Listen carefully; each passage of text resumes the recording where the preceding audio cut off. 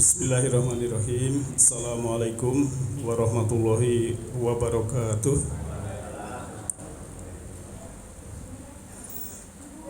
Alhamdulillah nahmaduhu wa nasta'inuhu wa nastaghfiruh wa na'udzu billahi min syururi anfusina wa sayyiati a'malina. May yahdihillahu fahuwal muhtadi wa man yudlil falan tajida lahu waliyyan mursyida.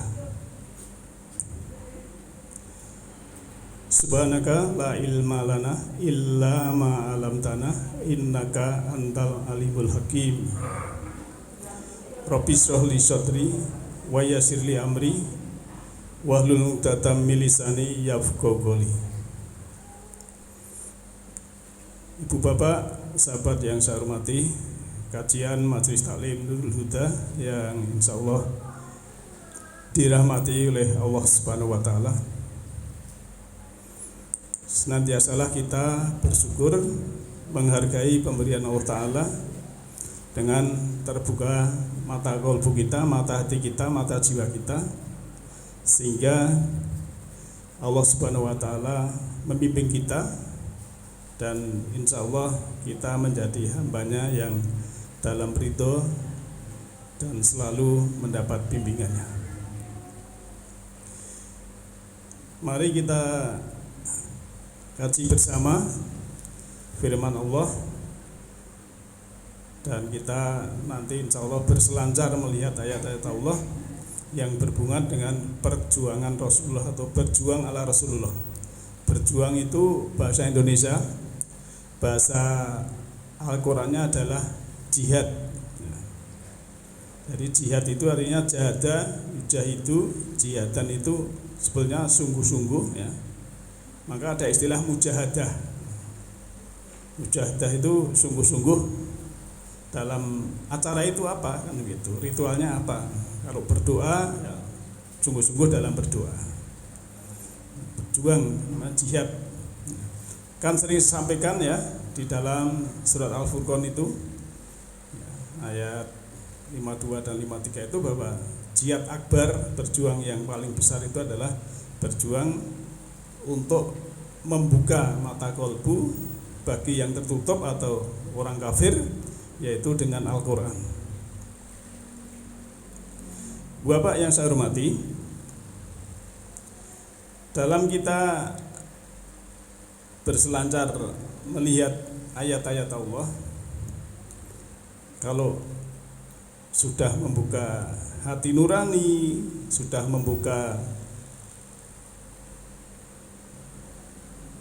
mata ruhani, mata jiwa, mata batin, insya Allah ya akan menerima. Sebab ya kadang kita ini antara pikiran dan hati itu kadangkala belum sesuai. Maka orang yang pendidikannya tinggi secara akademik ya, itu belum tentu mempunyai kesadaran, karena di dalam pendidikan akademik itu tidak ada pelajaran kesadaran dan tidak ada istilahnya rasa. Tapi kalau yang kita belajar di kehidupan ini yang kita kedepankan, kita tumbuhkan adalah rasa kita. Maka kita menyeimbangkan dua-duanya. Ya ada kecerdasan intelektual, ya ada kecerdasan spiritual, dan nanti endingnya kalau dua-dua seimbang akan punya kecerdasan emosional. Itu nanti sudah masuk ke rahmatan lil alamin, sudah bisa menyelamatkan diri sendiri. Maka kita membahas tentang berjuang ya, tadi kan saya sebutkan berjuang itu bahasa Indonesia, bahasa Al-Qurannya adalah jihad. Ini ada kata-kata jahadu ya. Dalam surat 29, surat Al-Ankabut ayat 69 ya. A'udzu billahi minasyaitonir rajim. Walladzina jahadu fina lanahdiyanahum subulana wa innallaha ma'al muhsinin. Dan orang-orang yang jihad sungguh-sungguh berjuang di dalam jalan kami, sungguh kami akan menunjuki mereka jalan-jalan atau garis hukum kami. dan sungguhnya Allah sungguh bersama orang-orang yang berbuat baik. Ya. Ini kemarin dalam tema satu syariat multi metode ya. Kalau di YouTube masih bisa dibuka. Ya. Ini juga saya tampilkan orang yang sungguh-sungguh fina ya, di dalamnya itu pakai lam takkid ya, lam takkid la nah dian nahum. Nah, nunnya di belakang itu juga takkid, sungguh-sungguh. Sungguh kami akan menunjuki, sungguh-sungguh ya, sungguh-sungguh kami akan menunjuki hum mereka subulana, jalan-jalan kami. Jadi kalau di tema yang lampau, topik tentang satu syariat multi metode ya, itu memang syariatnya satu ya, dari Allah yang satu. Kalau kita gambarkan nih Allah, kemudian ke nabi yang lain, nabi mungkin dari Nabi Nuh, Nabi Ibrahim, Nabi Musa, Nabi semua sama, cuma bahasanya yang berbeda. Tapi metodenya, caranya atau manasiknya ya, di dalam surat Al-Hajj ayat 67 itu memang Allah memberikan tiap-tiap umat itu punya ya manasik sendiri-sendiri. Nah, di tema ini adalah tentang berjuang. Ya, kalau kemarin topiknya syariat dan metode atau jalan, di sini adalah berjuang. Jadi kalau sungguh-sungguh berjuang di jalan Allah, Allah akan menunjuki ya. Jadi nahdiyan nahum dari hidayah akan memberi hidayah jalannya. Dan orang yang mendapat hidayah itu mesti muhsinin. Maka wa innallaha, dan sungguhnya Allah itu la, nah, lamnya lam takkid juga, sungguh ma'al muhsinin, bersama orang-orang yang berbuat baik. Nah, kalau dipahami mafhum mukhalafah ya, kebalikan dari muhsinin, dari kata hasanah ya, kebalikannya ya yang tidak baik ya, atau sar juga buruk atau dol dan lain sebagainya, berarti Allah itu tidak bersama orang-orang yang tidak berbuat baik. Nah, jadi kalau ada kata-kata innallaha la ma'al muhsinin, innallaha ma'al ladzina taqaw walahum muhsinun, Allah bersama orang-orang yang takwa dan orang yang berbaik. Jadi cuma bahasanya aja, kondisi posisinya aja, muhsinun, muhsinin ya. Kalau muhsinin ini kan dibaca nasab, kalau muhsinun itu dibaca rofa. Ibu bapak yang saya hormati, maka tulisan di atas ini teruslah mengajak kepada kebaikan. Kuasa hidayah ada di tangan Allah, bukan di tangan manusia. Hidayah memang di tangan Allah. Allah memberi hidayah kepada siapa yang dikehendaki, kan begitu ayatnya.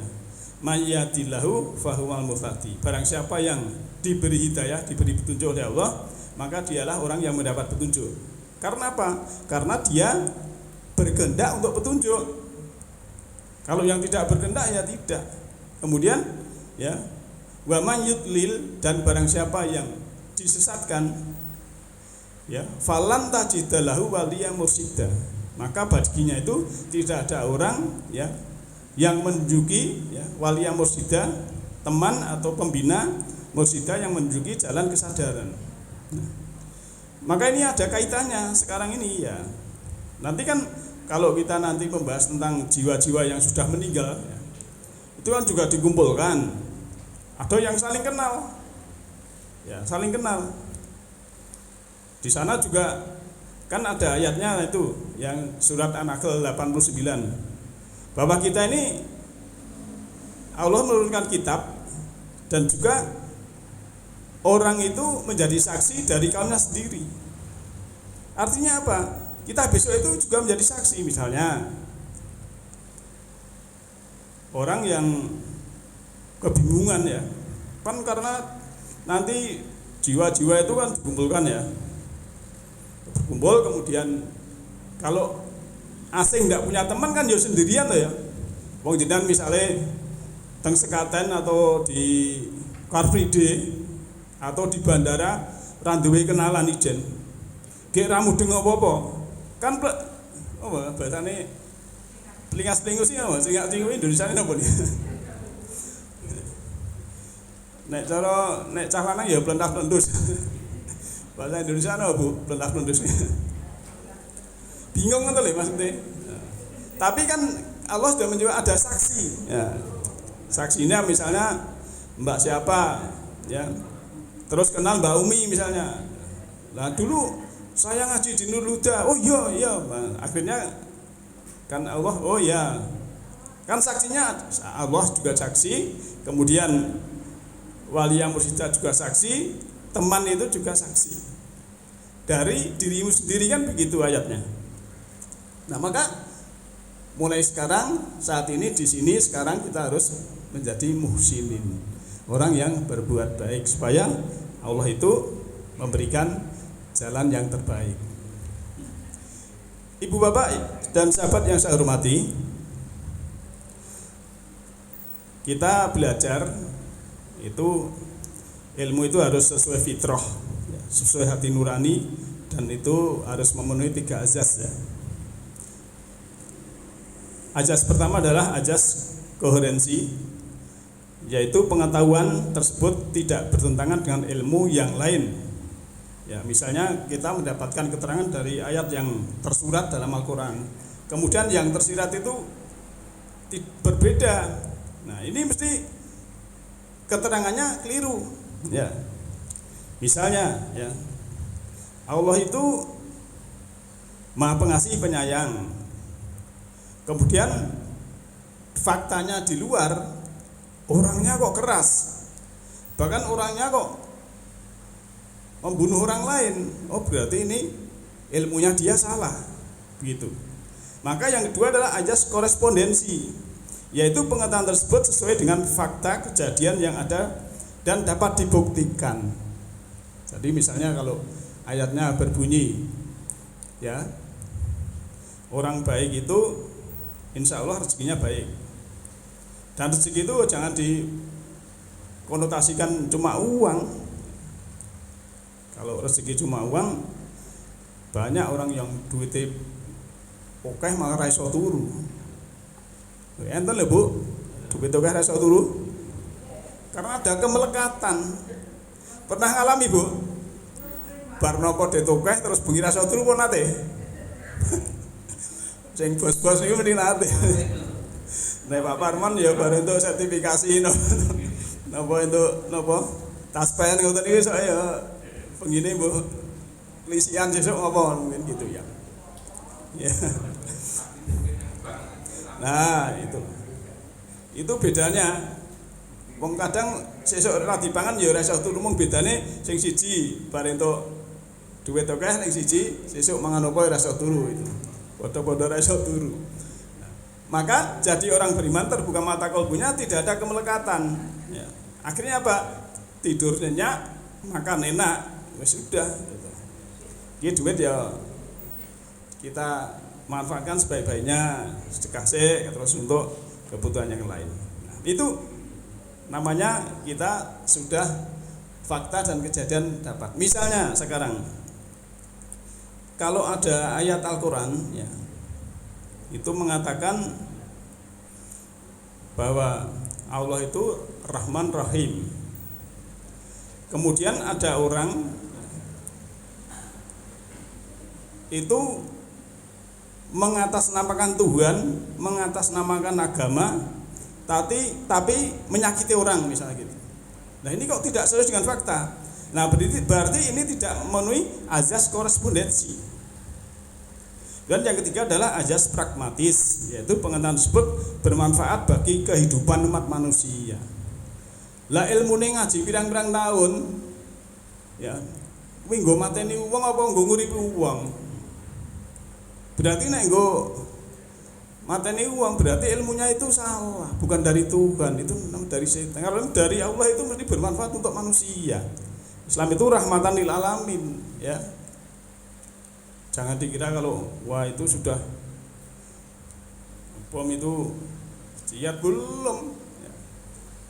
Kita harus paham, mempelajari itu harus komprehensif, ya, holistik, tidak hanya satu ayat. Nah, Bapak Ibu sekalian, maka din, ya, dalam Al-Quran itu din bisa diartikan agama, bisa diartikan sistem hidup, bisa diartikan aturan hidup. Maka itu harus ya dalam kita beragama ini ya harus sesuai dengan hati nurani, itu bisa menciptakan apa itu, mengimplementasikan kefitrahan. Jadi kalau disebutkan din, sistem hidup, aturan hidup atau agama, dan hati nurani manusia diciptakan dengan blueprint yang sama yang Allah sebut fitrah. Blueprint itu, blue itu biru, print itu cetakan biru. Maksudnya cetakan biru itu sudah dari sana itu ya. Jadi fitrahnya manusia itu bersosial ya. Kalau fitrahnya manusia itu temannya senyum, seneng, semua mesti seneng. Termasuk kalau ada sepak bola itu ya, yang tidak kenal karena Piala Dunia misalnya, dari sana kemudian ada, kan orang banyak itu kan mungkin ya penonton dari Malaysia ini senang kalau yang menang Maroko, kemudian penonton dari Beijing senang kalau yang menang Prancis kan gitu. Tapi kan di sana melihatkan kesenyumannya, tidak melihatkan keangkerannya. Itu namanya bahasa universal. Maka cinta itu bahasa universal. Jadi kalau kita saling mencintai, itu bahasanya orang manapun mengerti ya. Tidak tahu karena dia tidak sesuai dengan fitrah. Maka ajaran dan perbuatan yang tidak sejalan dengan fitrah, tidak sejalan dengan hati nurani manusia, jelas bukan dari agama dan tidak kompatibel. Kompatibel itu selaras, serasi dengan ekosistem kehidupan yang dinamis dan universal. Meskipun ajaran dan perbuatan tersebut dibungkus rapat dengan kemasan atas nama Tuhan atau atas nama agama.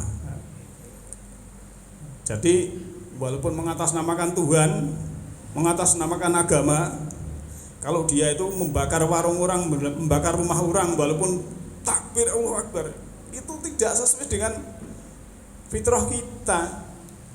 Itu mesti bukan ajaran, walaupun dibungkus dengan rapat dengan kemasan-kemasan yang itu harus ditanya, Tuhannya yang mana, Allah siapa, Allah itu Allah yang mana. Berarti belum ma'rifatullah, belum kenal Allah yang sesungguhnya. Kalau kenal Allah sesungguhnya, Allah meliputi segala manusia. Inna rabbaka ahata binas. Artinya orang lain itu juga ada Tuhan, semua itu saudara, karena kita juga satu saudara dan ada percikan Allah. Kalau ada perbedaan, itu wajar, itu yang memang yang membuat yang punya alam semesta ini. Ayatnya jelas berbeda. Allah itu kalau menghendaki semua beriman itu bisa ya. Surat Yunus ayat 99 dan 100 itu. Bisa, semua iman itu bisa jajane. Tapi tidak seperti itu Allah itu. Ya, diberi kebebasan di dalam ayat yang lain. Surat Al-Kahfi ayat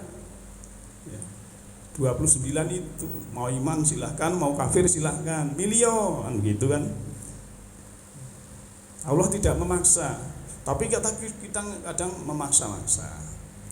Dan la ikraha fiddin, tidak ada paksaan dalam agama. Kita tidak boleh memaksa-maksa. Maka kita harus serasi, harus dinamis dan universal ajaran kita yang kita pahami, yaitu wa ma arsalnaka illa rahmatan lil alamin. Nah, begitu.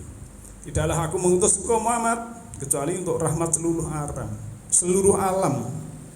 Ya, seluruh alam itu ya termasuk tumbuh-tumbuhan pun kita menjadi rahmat kasih sayang ya.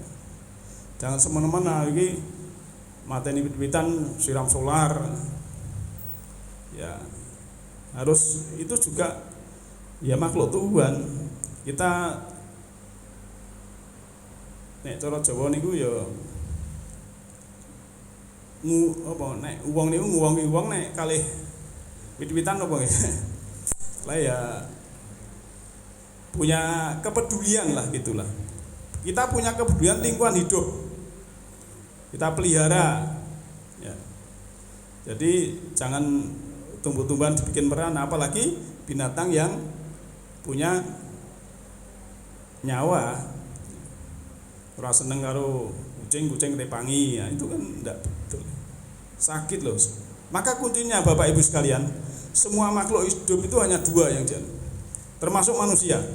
Satu, ya, dia ingin bahagia. Yang kedua, dia ingin terlepas dari penderitaan.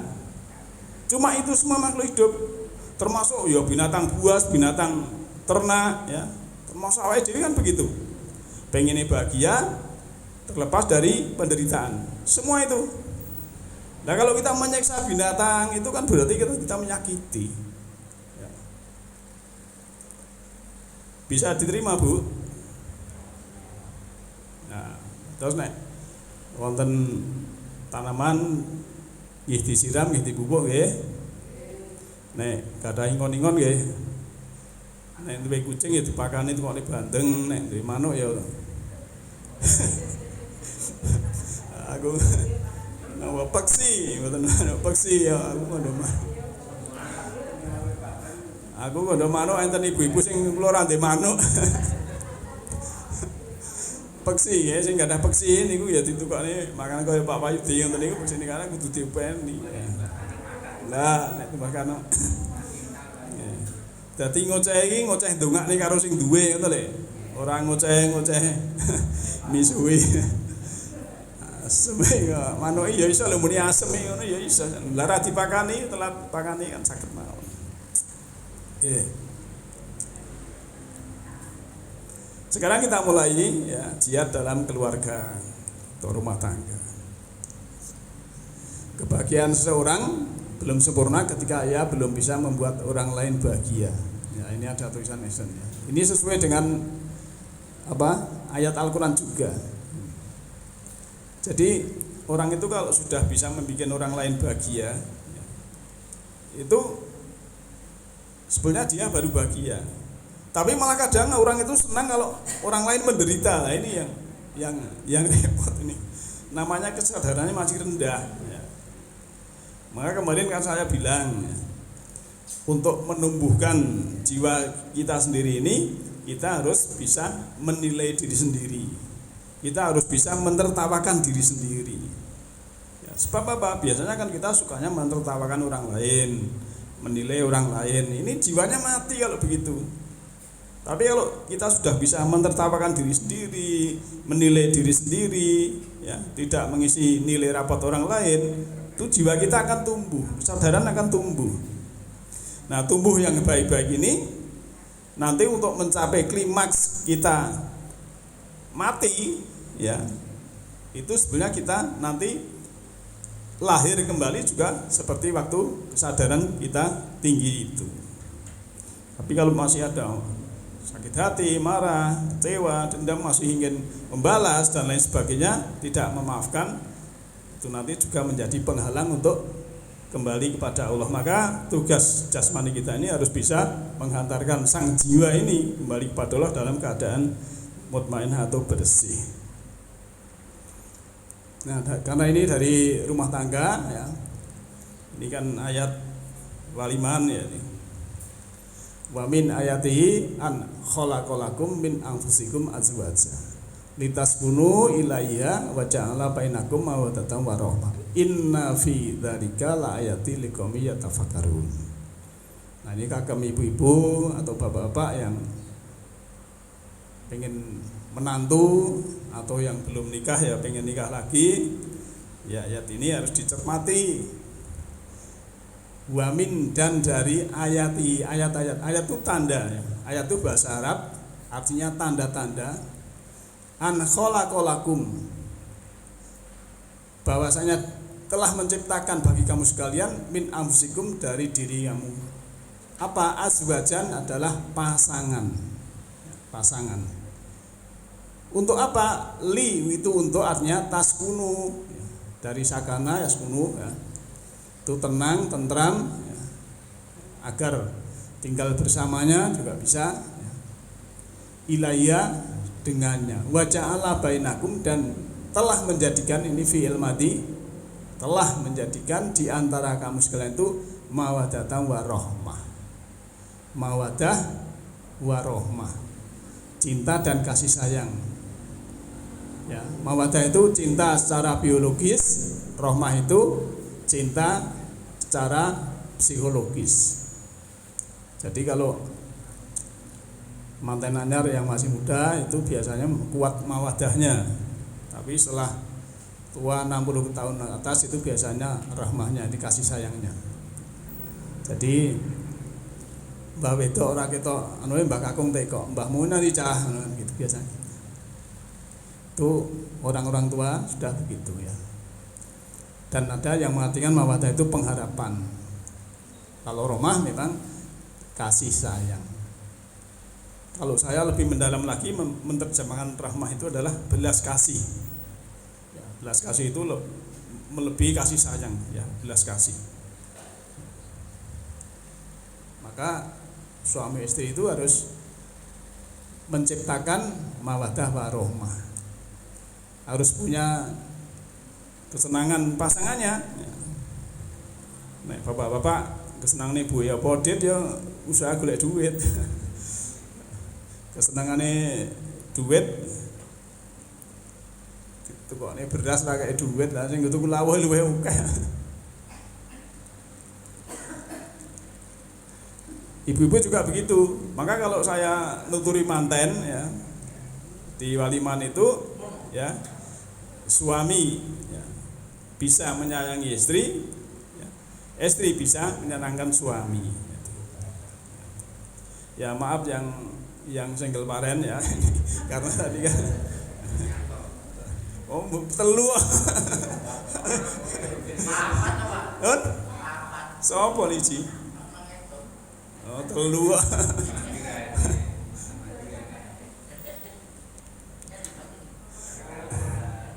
tapi bareng entuk den mobil 28 ya WA-an wae ya ora apa-apa ya iku cek nggih cek ora apa ben ora ngantuk. Inna fi dzalika laayatil liqaumin yatafakkarun. Sesungguhnya yang dibantu adalah ayat tanda bagi kaum yang memikirkan. Nek orang mikir ya bojo ya bojo ngoten niku. Dadi ora mikirke. Ya. Maka orang berpasangan itu menikah itu adalah untuk belajar memahami perbedaan. Ya. Kalau sudah memahami perbedaan ya seperti topik kemarin ya tentang apa itu toleransi. Toleransi itu kan dimulai dari rumah tangga. Nek awake dhewe niki dengan istri, ya, yang bapak dengan istrinya, yang ibu dengan suaminya itu perbedaan sudah memahami, sudah menerima. Itu nanti masuk bertetangga, tanggaku beda, mungkin beda agamane atau beda carane berpikir beda, ini sudah bisa menerima. Tapi kalau dalam rumah tangga itu masalah beda sithik wis padu anake krungu kabeh misalnya gitu, apa meneh tanggane krungu wis ini nanti berarti toleransinya kurang. Memang beda, yang namanya pasangan itu mesti kiri kanan, nek sandal itu tengen kabeh dudu pasangan, ada perbedaan itu. Ya mungkin perbedaan dari orang tuanya, yang orang tuanya itu lemah lembut, yang satu orang tuanya kasar, bisa saja. Maka itu harus bisa memahami perbedaan supaya apa? Ada toleransi. Kalau toleransi sudah dari keluarga, insya Allah nanti ke yang lain. Nanti jadi anggota DPR, ya bisa toleransi ada perbedaan itu. Ataupun dia komunitas di organisasi agama, dia ya toleransinya ada. Tapi kalau dalam rumah tangga sudah konflik, ya, akhirnya juga di luar di bawah-bawah kan gitu. Maka dimulai dari diri sendiri dan keluarga. Nah, maka perintahnya di sini ya ayyuhalladzina amanu ku ya, angfusakum wa ahlikum naro. Ku itu sebetulnya dari kata wakoyaki ku filamer angfusakum diri-diri kamu wa ahlikum dan keluargamu naro dari api. Ya. Api niki biasanya diartikan neraka. Tidak apa-apa. Tapi kalau saya memahami lebih ya pragmatis ya, Ya, hai orang-orang yang telah beriman, jagalah dirimu dan keluargamu itu dari penderitaan. Ya. Kalau nar ya betul memang api, neraka juga bisa di sana, tapi di sini juga jangan sampai nar ya. Nar itu simbolik juga ya, penderitaan. Jadi jangan sampai keluargamu itu, kamu dan keluargamu itu dalam penderitaan. Maka dalam surat An-Nisa ayat 9, hendaklah orang itu takut kalau meninggalkan generasi yang lemah. Lemah apa? Ya lemah iman, lemah ekonomi, lemah pengetahuan, lemah dan lain sebagainya. Maka dijaga, jangan sampai anak kita menderita. Ya, walaupun mungkin ada cobaan, wis dimodali oke, gagal ya bisa saja. Ya. Tapi tetap ada sebab akibat, ya, ada sebab akibat. Kan ada orang kaya, anaknya yo dalan jano, tapi ndelok untuk jodoh merusak, ragam nyambut gawe, mangan turu ngerokok, sing wedok kan stres ya, akhirnya sakit, ya. Repot niku ya. Makanya golek mantu ini hati-hati tenan, khususnya ya, apa? Ibu-ibu atau bapak-bapak yang cari menantu pria, ya. Anak wedok dicedai, wonge rambutnya semiran putih, nganggo anting-anting siji, katoke abang lambene kuning, setute oron, mlaku gedak-gedek tangan iki wong nyekel HP, tangan itu kan nyekel udut. Apel. Ayo mumet itu. Padahal anaknya yang tidak nurut misalnya gitu. Ya. Tapi kan kita ya yang nyari ya nek iso sing ngerasa seperti itu kan gitu. Gitu, Bu. Nggih, alhamdulillah, muga-muga Allah kalau ada yang single mudah-mudahan yang dapat yang baik kan begitu. Jadi nar tadi wakudu nasu wal hijaroh. Ya. Ini juga ada yang menerjemahkan seperti ini. Neraka itu bahan bakarnya manusia dan batu. Tapi secara mutasabiat ya, secara simbolik, secara siloka, manusia itu memang ada kepalanya yang keras seperti batu. Itu kalau kepalanya ego keras berarti dalam penderitaan ya, mementingkan ego itu juga seperti dalam neraka. Ya. Malaikatun gilatun, malaikatnya itu ya tegas keras, ya, tidak menyanggah. Sidatun la ya sunallaha ma'amarohum wa yaf'aluna ma yumarun. Tidak menyanggah Allah tentang apa yang diperintahkan pada mereka dan melakukan apa yang diperintahkan itu. Bapak Ibu ya, dan sahabat yang saya hormati, sebenarnya kita semua ini ada malaikat ya. Tiap-tiap diri ini kan ada malaikat ya. Malaikat itu bisa berbentuk molekuler, dan yang itu memang kalau nanti juga menjadi saksi dalam kita pengadilan Allah. Kan di dalam surat Yasin itu kan ada nanti tangan laporan sendiri menjadi saksi, kaki menjadi saksi dan sebagainya. Nah, maka yang ada dalam diri kita nanti juga bisa menjadi saksi. Kalau kita dalam penderitaan ini, dalam benar ini, ya selalu yang diperintahkan Allah itu dikerjakan. Dan ini dipahami nanti di nar, kemudian ada malaikat yang menunggu juga bisa saja. Karena ayat Al-Quran itu bisa dipahami berbagai disiplin ilmu. Jadi kuncinya kita ku anfusakum wa ahlikum naro. Mulai dari diri sendiri. Ya. Jadi kalau Bapak Ibu mungkin yang Bapak dengan Ibu itu kegiatannya beda, ya nanti yang namanya jiwa, roh itu kan tidak mengenal gender.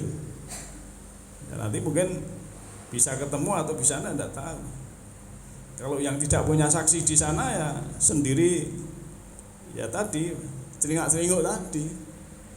Begitu. Kita lanjut, doa untuk keluarga, sukses suami dimulai dari doa istri. Jadi bapak-bapak yang sukses itu jangan mentang-mentang iso nyambut gawe blonjone akeh terus sia-sia dengan istri ya. Karena sukses suami adalah juga dimulai dari doa istri. Maka kalau ada adegan itu film yang Islam itu kan pamitan ada cium tangan, kemudian istrinya mengantar ke pintu dan lain sebagainya. Ya itu teknis ya, tergantung. Walaupun tidak diantar tapi dengan doa ya biasanya wis ngono ra apa-apa, itu tergantung aja. Ojo mangkat kerja paduse malah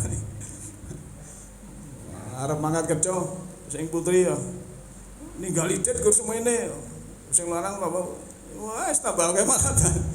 Jadi ya gitu. Jangan sampai ya itu ya. Jadi istri harus mendoakan suami yang baik. Berapapun nafkah dari suami diterima. Ya, sasi 30 juta ya sitampa ngono wae rasa ngersula. Nggih ta, Bu? Alhamdulillah. Nah, ini contoh ya, namun apa? Keberhasilan suami berkat dorongan istri. Karena ini nyurung. Nah, kemudian tadi kan dimulai dari diri sendiri ya. Maka di dalam surat Luqman ya, maksud saya di dalam surat Toha surat 20 ayat 132, wa'mur ahlaka bis sholati wastabir 'alaiha. Ya. La nas'aluka ya, rizqan. Nahnu narzuquka wal akibatut taqwa. Ya.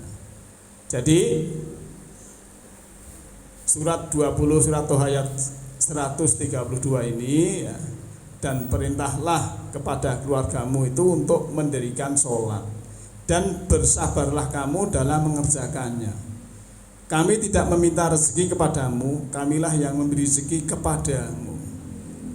Dan akibat yang baik itu adalah bagi orang-orang yang bertakwa. Jadi tugas kita selaku orang tua itu ya wa'mur, memerintah ahlaka, keluarga, ahlinya bisolat ya. Dengan sholat ya. Terutama kalau subuh itu harus diperhatikan kan, karena anak-anak sekarang kadang malam main HP kemudian tidur. Untuk pendidikan maka sebetulnya orang yang bisa bangun waktu subuh itu sebetulnya bisa menikmati semesta yang luar biasa. Dan kalau bangunnya terlambat ya, orang yang bangunnya terlambat siang ya, bar nopo matahari sudah terbit, itu untuk kesehatan jelas tidak baik. Kenapa? Mulai jam 3, mulai jam 4 sampai jam 6 itu harus membuang toksin-toksin, itu harus dibuang. Ya, harus kencing dan lain sebagainya itu kan harus diganti. Kalau tidak siam itu kan minum air hangat. Itu juga untuk mengganti yang menjadi racun atau toksin ini, diganti dengan yang baru. Kalau cuma setahun 2 tahun, tapi kalau puluhan tahun, ya, sesuatu kalau puluhan tahun ya, misalnya ya, saya punya teman sopir bis malam dulu ya. Kalau sekarang kan tidak ada bis malam, adanya terus. Itu karena jarang olahraga, makan di hutan enak-enak terus ya, dan ya kerjanya duduk seperti itu, nanti baru duduk turu ya. Akhirnya apa? Yang terjadi ya kolesterol, gula ya. Akhirnya usia tidak sampai 50 misalnya gitu. Jadi tetap ada sebab akibat. Beda kalau kita sudah bangun pagi ya, sudah melaksanakan sholat subuh dan lain sebagainya ya, nanti ekosistem ataupun bahasa tubuh ini sesuai dengan semesta ini kemudian akan mendapatkan kebaikan. Dan itu secara jasmani ya, ada fajar menyingsing ya, kita tidak tidur lagi. Itu ibarat jiwa kita ini sudah mendapatkan pencerahan fajar menyingsing, tapi tidak tidur lagi, tapi sudah bisa melihat matahari ya, bisa melihat matahari ruhani, bisa melihat matahari yang jasmani, dan sini mendapatkan pencerahan dari matahari ruhani. Maka di dalam tema yang lalu kan juga ada topiknya itu matahari ruhani, langit ruhani. Itu maksud saya supaya Bapak Ibu itu menumbuhkan yang dari dalam ini bisa tumbuh menjadi sadar, kesadarannya meningkat, ya, bagiannya meningkat, keinsafannya juga meningkat. Dan kita harus dengan keluarga itu yang memberi rezeki itu Allah. Ya. Bapak Ibu yang saya hormati, maka saya heran kadang orang yang terlalu fanatik dengan golongannya. Ya. Tidak dikira Allah itu memberi rezeki lewat orang lain. Ya. Misalnya si A ini bajunya hijau, itu belum tentu waktu dia itu berjualan atau berinteraksi mencari rezeki itu yang membeli atau yang berinteraksi itu baju hijau semua. Ada yang baju kuning, ada yang baju biru, ada yang ungu, ada yang baju ini. Kan Allah lewat rezeki lewat itu. Kadang tapi orang ya itu tidak sadar sampai Allah memberi rezeki itu lewat siapa saja, lewat manusia, karena memang manusia yang lain itu harus kita cintai seperti mencintai diri kita sendiri. Nah, ini ayat tadi sudah saya sampaikan ya, dalam surah Nisa ayat 4 ya, wal yashal ladina lau taroku min khalfihim ya, min khalfihim dzurriyyatan di'afan ya, khafu alaihim falyataqullaha ya, wal yaqulu qaulan sadida. Dan hendaklah takut kepada Allah orang-orang yang seandainya meninggalkan di belakang mereka anak-anak yang lemah, yang mereka khawatir terhadap kesejahteraan mereka. Oleh sebab itu hendaklah mereka bertakwa pada Allah, hendaklah mereka mengucapkan perkataan yang benar. Nah, ini mencontohi ya, supaya kita itu yakhsha itu kan takut. Kalau kita itu maksudnya meninggalkan generasi yang lemah, di'afan ya, do'if. Kalau hadis do'if itu hadis lemah misalnya, di'afan itu artinya dzurriyyatan itu generasi atau keturunan, di'afan yang lemah. Maka dalam surah 25 ayat 74 ya, surat Furqan ayat 74 kita akan suruh berdoa itu Rabbana hab lana min azwajina wa dzurriyyatina qurrata a'yun dan seterusnya ya. Maka dan maksud saya jangan sampai kita meninggalkan keturunan yang lemah, dan kita suruh berkata yang sadida. Kaulan itu perkataan ya, sadida itu yang di sini artikan benar ya, yang sungguh-sungguh atau dalam arti yang nek cara Jawa itu sing sopan santun, sing apa nggih?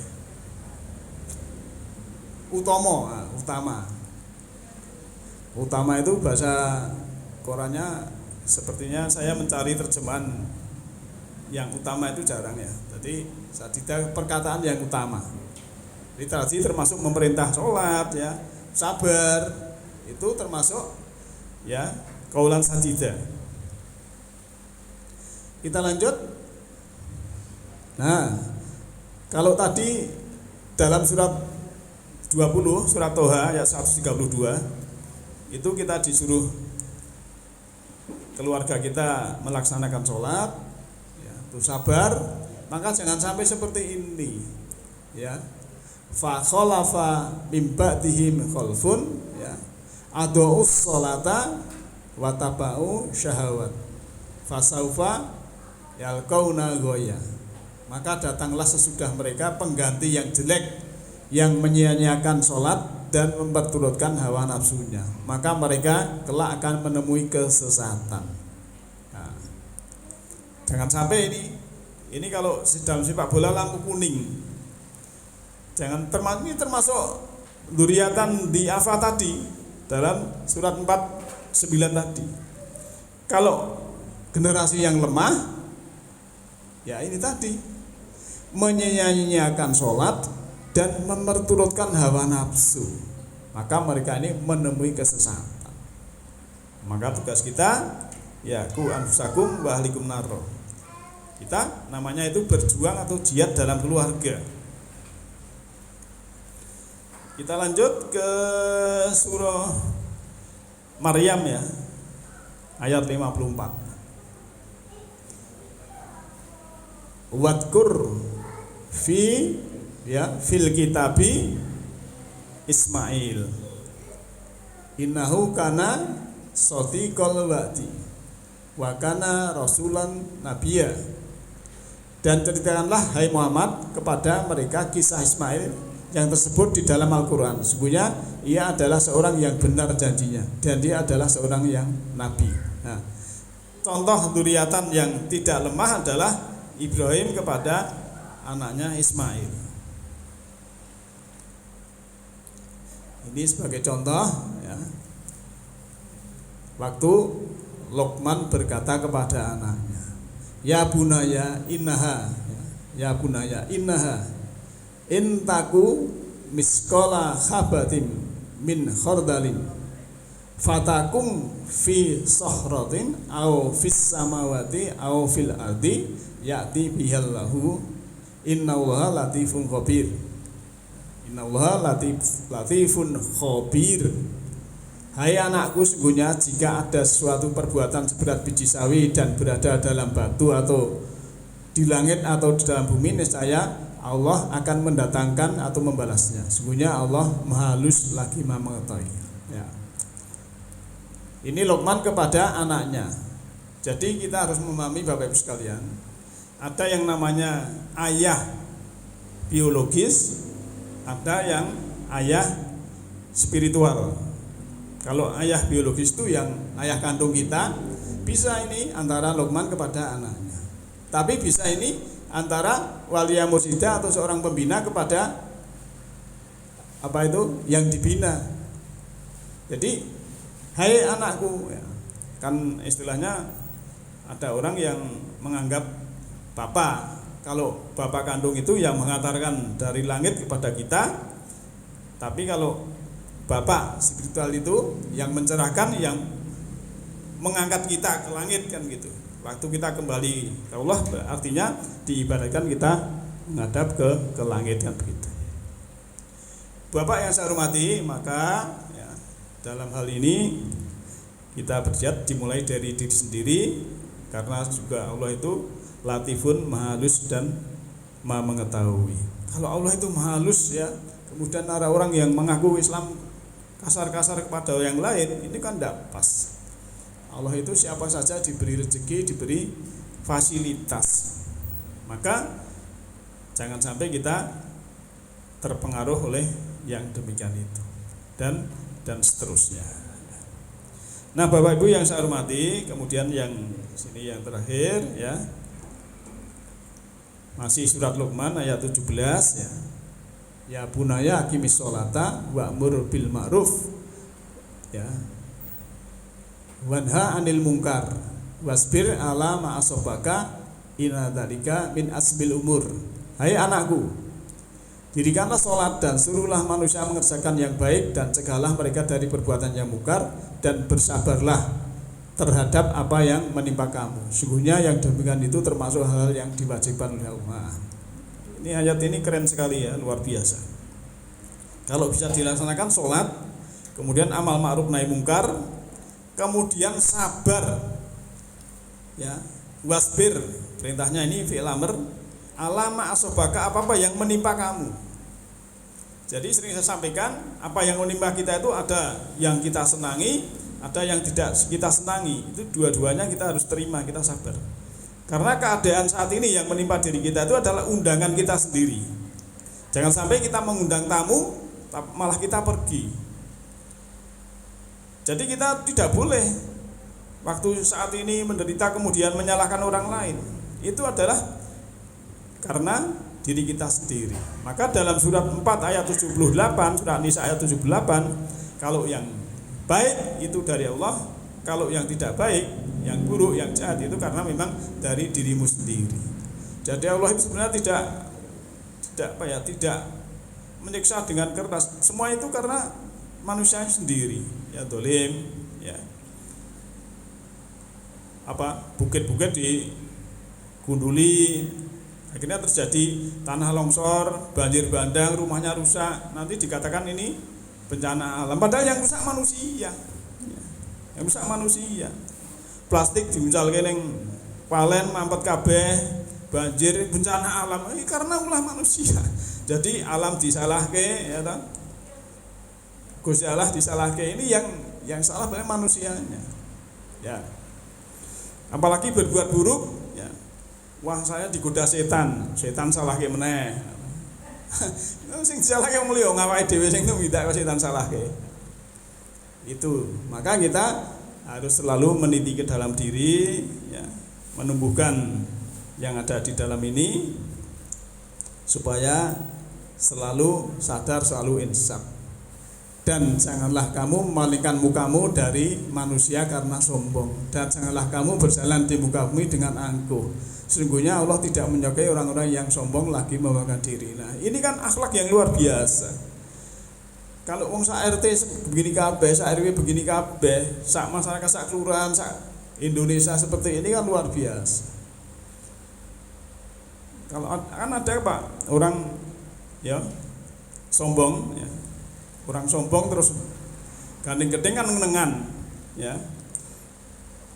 Nek nengan ini kan dalane jane ombo. Tapi karena gedeng, dalane sempit, lan ndelik mlipir-mlipir.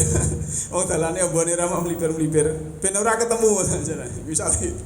Ya, tidak boleh memalingkan muka dari manusia. Kan begitu ayatnya. Wala tusair, ya, khotaka linnas wala tamsi fil ardi marokha, dan janganlah kamu, ya, berjalan di muka bumi dengan angkuh, melakukan ya biasa wae, ya, begitu. Tidak usah berkendara yang biasa, yang sederhana. Karena apa? Innallaha la yuhibbu kulla mukhtalin fakhur. Ya. Sebenarnya Allah tidak menyukai orang-orang yang sombong lagi membanggakan diri. Orang sombong itu membanggakan diri. Maka kalau orang yang suka marah-marah itu kan karena dia punya ego dan sombong juga, Pak. Kan orang berani marah itu kan dengan bawahannya, dengan menganggap orang lain itu rendah. Misalnya seorang suami otoriter marah dengan suaminya, dengan istrinya maksud saya. Ini kan dia merasa sombong, merasa di atasnya. Tapi kalau dengan di atasnya tidak berani. Pak Bayani rawani marah-marah karo Pak Camat. Tapi karena karo si wong sing isore, ya gitu. Itu namanya kesombongan, ya. Maka kita jangan berjalan di muka bumi ini bukan jalan melaku kaki tok, ya. Bisa jadi berjalan di muka bumi dengan motor, ya. Maka kalau kalian punya motor, punya anak yang knalpotnya dibrong, ya dikandani.